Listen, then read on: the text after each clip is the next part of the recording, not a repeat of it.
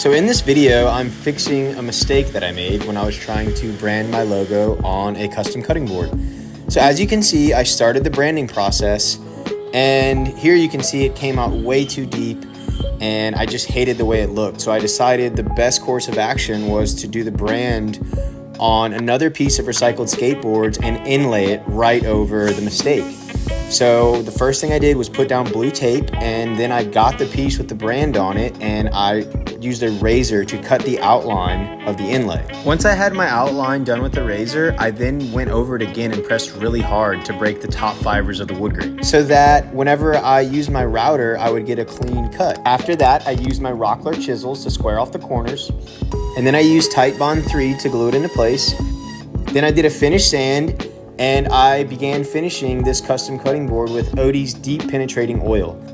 Once this is cured, I'll follow it up with a few coats of Odie's oil wax, and then it'll be ready to go, and I'll ship it to the client. I'm really satisfied with this piece now, but you can definitely see in the beginning that it wasn't looking so good. So I'm glad I took the time to fix my mistake. One thing I've learned in woodworking is almost any mistake or anything that you make is always fixable. Thank you.